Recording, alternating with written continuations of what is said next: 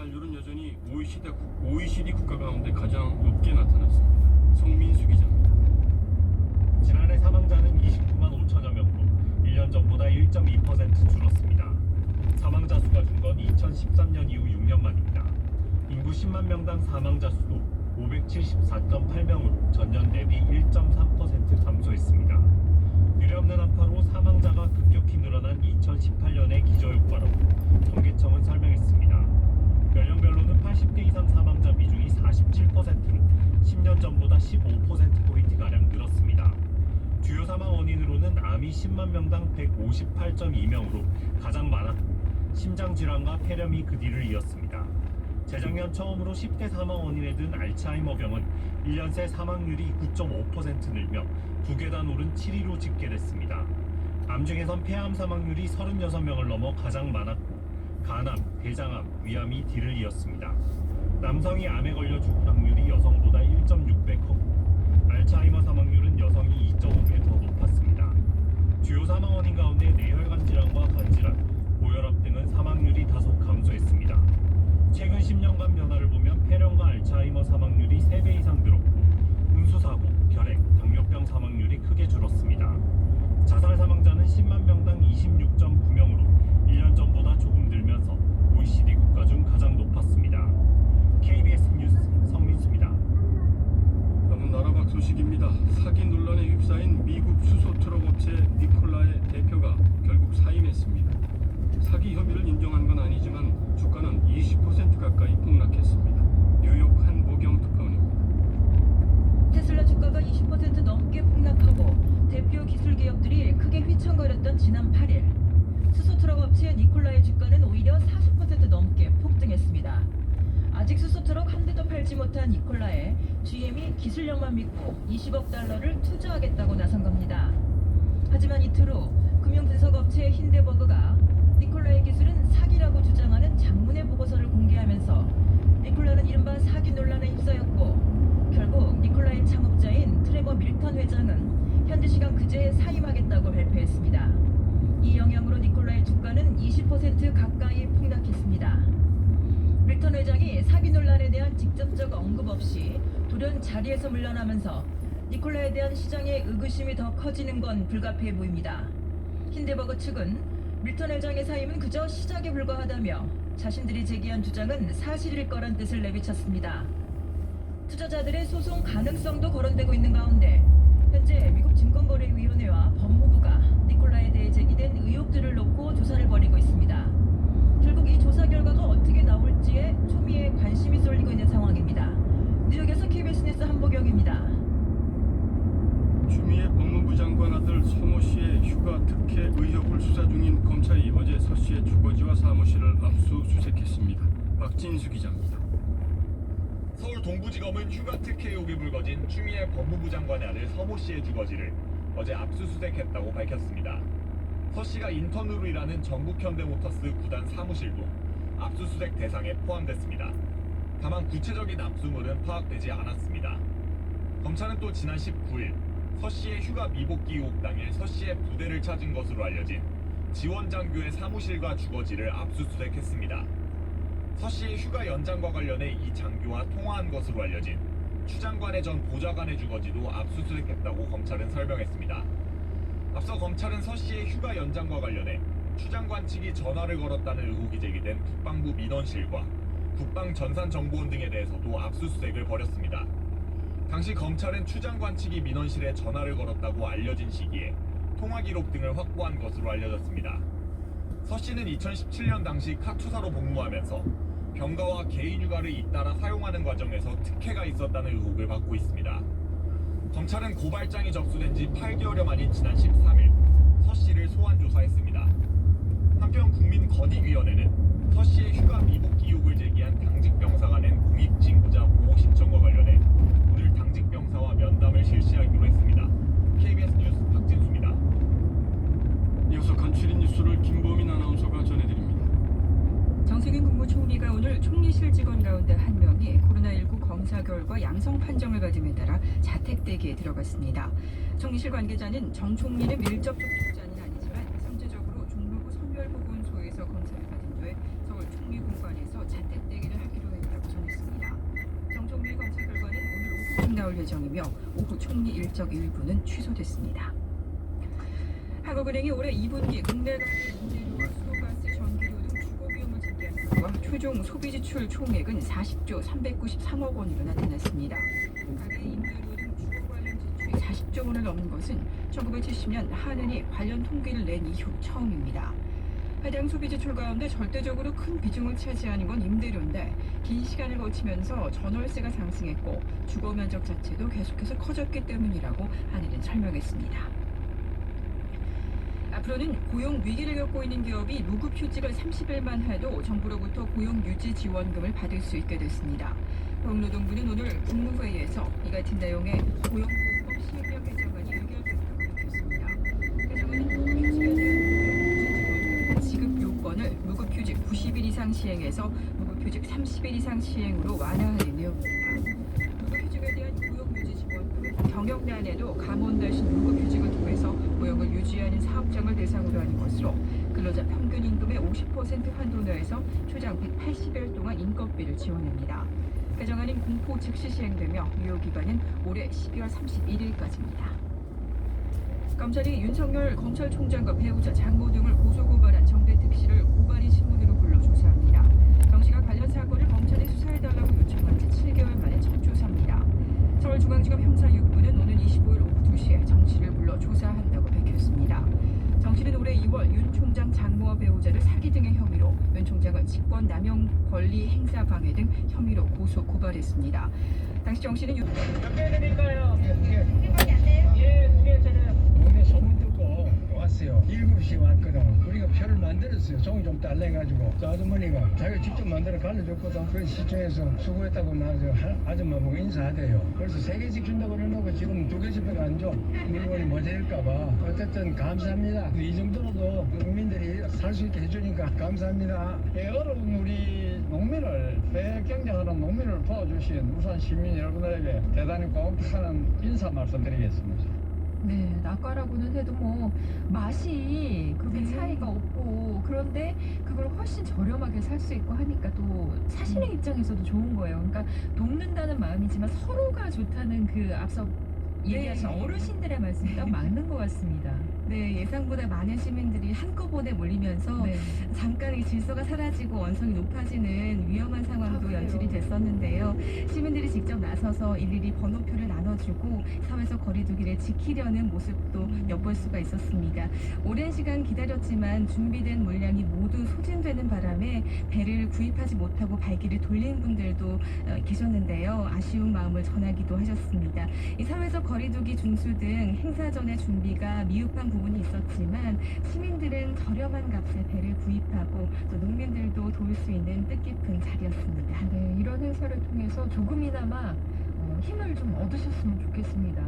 네, 대농가들도 찾아와준 시민들에게 감사 인사를 전하기도 했는데요. 태풍 등 재해로 힘든 농민들이 많은 걸로 압니다. 이들을 위한 대책이 마련될 수 있길 바라겠고요. 이 과수농가 돕기 행사들을 통해서 농민들이 다시 웃음 지을 수 있는 날이 빨리 찾아오기를 바라겠습니다. 네, 소식 고맙습니다. 네, 고맙습니다. 울산이었습니다. 네, 울산에서 김양정 리포터였습니다. 이번에는 경인 지역 소식입니다. 박수정 리포터 어서 오세요. 네, 안녕하세요. 경기 지역 코로나 확진자 상황부터 살펴보죠. 네, 경기도청 홈페이지에 따르면 9월 22일 자정 기준으로 경기도에선 신규 확진자가 20명이 추가 발생했고요. 인천에선 2명의 신규 확진자가 발생했습니다. 지금까지 경기도에서 578명이, 인천에선 100명이 입원 치료 중입니다. 네, 수도권의 코로나 상황은 뭐 많이 좋아지긴 했지만 그래도 안심할 수 없는 상황입니다. 이렇게 반복적으로 말씀드리지만 경계를 늦춰서는 안 되겠습니다. 이어지는 소식은 수원에서 인천까지 있는 열차죠. 수인선 개통 소식 준비하셨네요. 맞아요. 경기도의 수인선이 25년 만에 전 구간 개통됐다는 소식 가지고 왔습니다. 지난 11일 수인선의 모든 구간이 개통하고 운행을 시작했습니다. 그래서 수원에서 인천까지 한번에 오갈 수 있게 됐는데요. 사실 수인선은요, 1937년부터 약 300m 앞 50km 구간입니다. 강정기를 운행한 일제강점기에 운행한 협회 열차입니다. 협괴 열차 조금 더 구체적으로 설명해 주실까요? 네, 일제 수탈의 상징으로 여겨졌던 마지막 협괴철로라고 하는데요. 협괴철로라고 하면 철로 사이에 폭이 표준 궤도보다 좁은 철도를 말하는데요. 표준 궤도의 폭이 1.43m인데요. 이 수인선의 폭은 표준 궤도의 절반이 되지 않는다고 해요. 그래서 꼬마 열차라고 불렸다고 합니다. 그만큼 좁은 열차였는데요.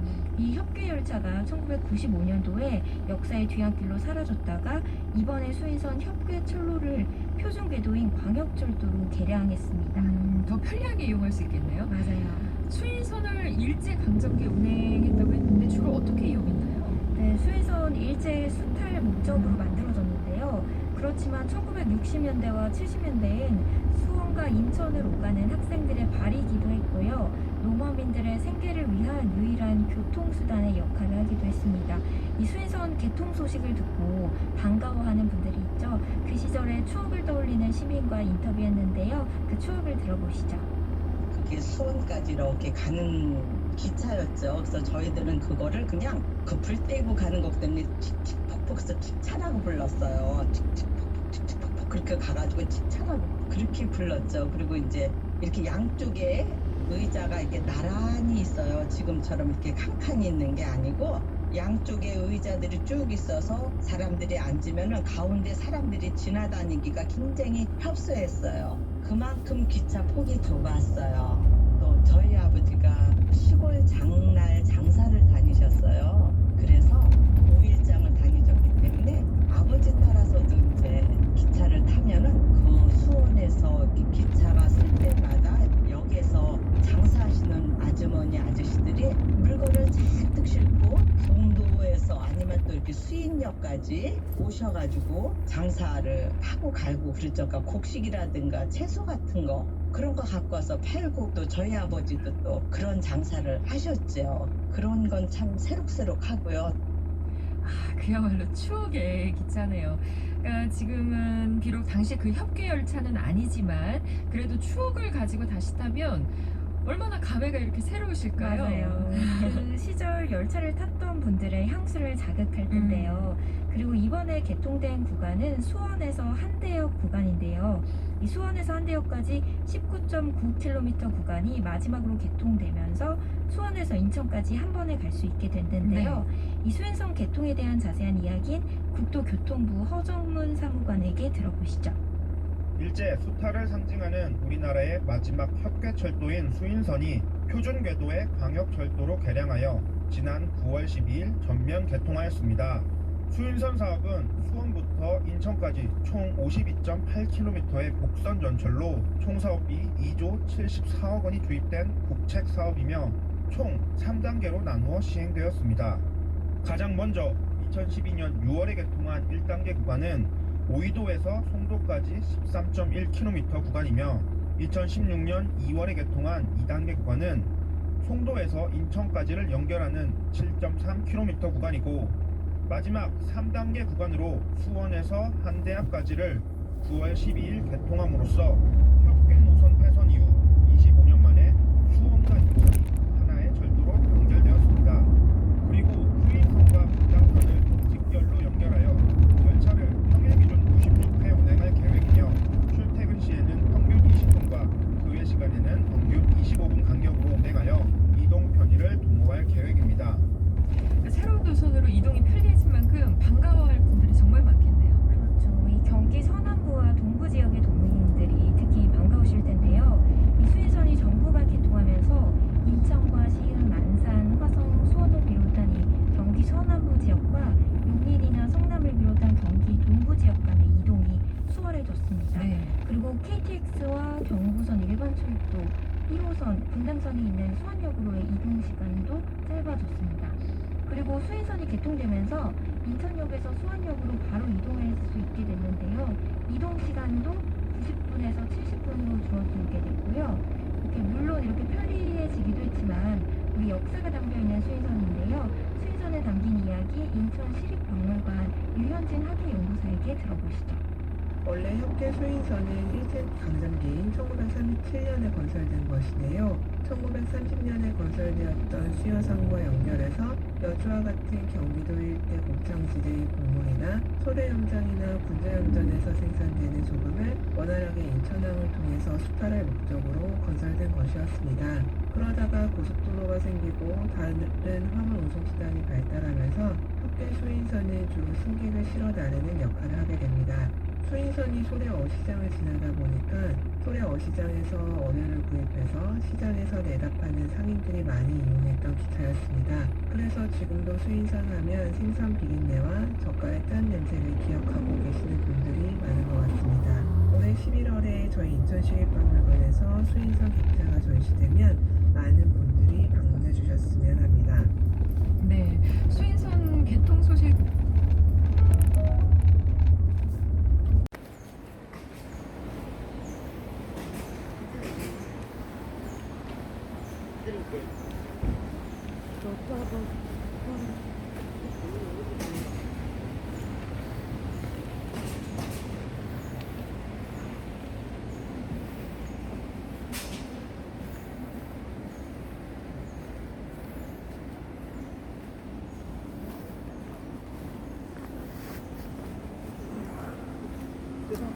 경찰대 축하합니다.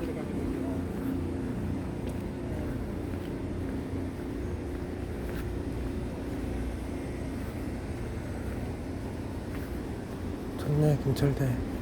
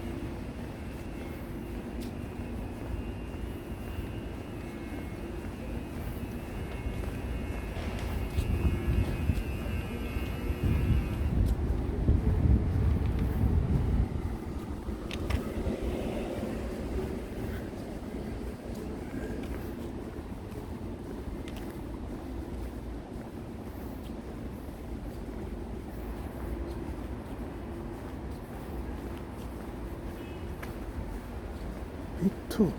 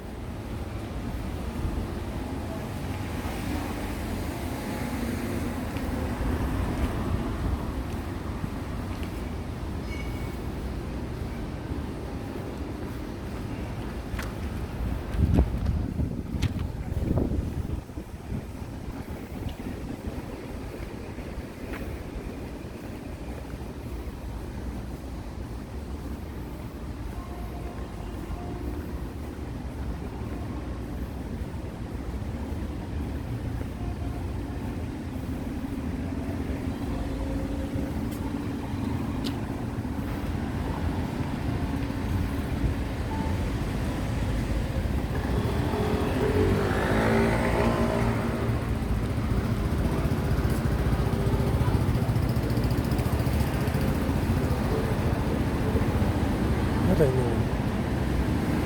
대단하다, 대단해.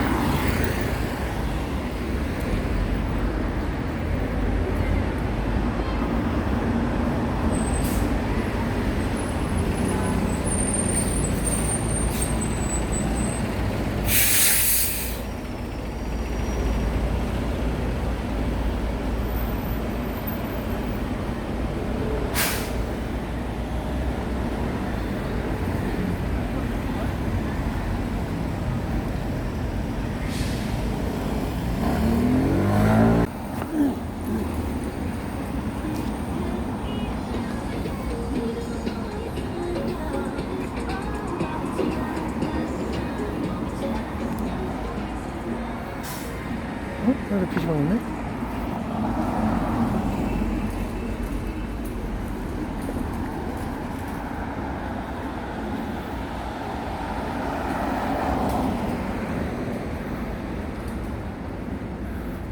매직 카페.